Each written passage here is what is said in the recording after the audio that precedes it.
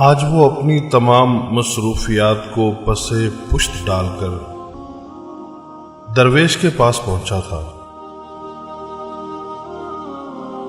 جب اس کی باری آئی تو اس نے دونوں ہاتھوں سے مصافحہ کیا اور بلا تمہید درویش سے دعا کرنے کو کہا۔ درویش نے نوجوان کے کاندھے پر ہاتھ رکھا اور بڑے جذبے سے دعا دی، اللہ پاک تجھے آسانیاں بانٹنے کی توفیق عطا فرمائے۔ دعا لینے والے نے حیرت سے کہا، حضرت الحمدللہ، ہم مال پاک کرنے کے لیے ہر سال وقت پر زکوٰۃ نکالتے ہیں، بلاؤں کو ٹالنے کے لیے حسب ضرورت صدقہ بھی دیتے ہیں، اس کے علاوہ ملازمین کی ضرورتوں کا بھی خیال رکھتے ہیں۔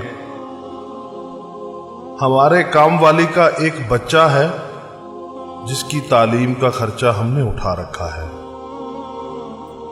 اللہ پاک کی توفیق سے ہم تو کافی آسانیاں بانٹ چکے ہیں۔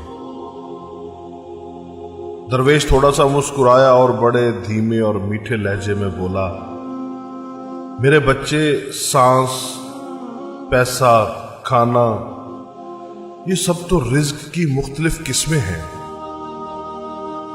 اور یاد رکھو رازق اور الرزاق صرف اور صرف اللہ تعالی کی ذات ہے۔ تم یا کوئی اور انسان یا کوئی اور مخلوق نہیں۔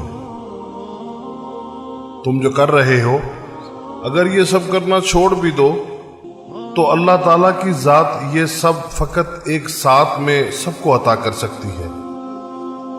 اگر تم یہ کر رہے ہو تو اپنے اشرف المخلوقات ہونے کی ذمہ داری ادا کر رہے ہو۔ درویش نے نرمی سے اس کا ہاتھ اپنے دونوں ہاتھ میں لیا اور پھر بولا، میرے بچے آؤ میں تمہیں سمجھاؤں کہ آسانیاں بانٹنا کسے کہتے ہیں۔ کبھی کسی اداس اور مایوس انسان کے کندھے پہ ہاتھ رکھ کر پیشانی پر کوئی شکن لائے بغیر 1 گھنٹہ اس کی لمبی اور بے مقصد بات سننا آسانی ہے۔ اپنی ضمانت پر کسی بیوہ کی جوان بیٹی کے رشتے کے لیے سنجیدگی سے تگ و دو کرنا آسانی ہے۔ صبح دفتر جاتے ہوئے اپنے بچوں کے ساتھ محلے کے کسی یتیم بچے کی اسکول لے جانے کی ذمہ داری لینا یہ آسانی ہے۔ اگر تم کسی گھر کے داماد یا بہنوئی ہو تو خود کو سسرال میں خاص اور افضل نہ سمجھنا، یہ بھی آسانی ہے۔ غصے میں بپھرے کسی آدمی کی کڑوی، کسیلی اور غلط بات کو نرمی سے برداشت کرنا، یہ بھی آسانی ہے۔ چائے کے کھوکھے والے کو اوئے کہہ کر بلانے کی بجائے بھائی یا بیٹا کہہ کر بلانا بھی آسانی ہے۔ گلی محلے میں ٹھیلے والے سے بحث مباحثے سے بچ کر خریداری کرنا، یہ آسانی ہے۔ تمہارا اپنے دفتر، مارکیٹ یا فیکٹری کے چوکیدار اور کم آمدن والے ملازمین کو چھوٹا نہ سمجھنا، انہیں سلام میں پہل کرنا، دوستوں کی طرح گرم جوشی سے ملنا، کچھ دیر رک کر ان سے ان کے بچوں کا حال پوچھنا، یہ بھی آسانی ہے۔ ہسپتال میں اپنے مریض کے برابر والے بستر کے انجان مریض کے پاس بیٹھ کر اس کا حال پوچھنا اور اسے تسلی دینا، یہ بھی آسانی ہے۔ ٹریفک اشارے پر تمہاری گاڑی کے آگے کھڑے شخص کو ہارن نہ دینا جس کی موٹر سائیکل بند ہو گئی ہو، سمجھو تو یہ بھی آسانی ہے۔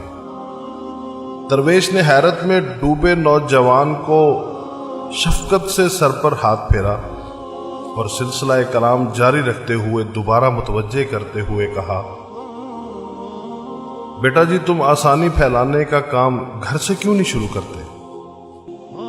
آج واپس جا کر باہر دروازے کی گھنٹی صرف 1 مرتبہ دے کر دروازہ کھلنے تک انتظار کرنا۔ آج سے باپ کی ڈانٹ ایسے سننا جیسے موبائل پہ گانے سنتے ہو۔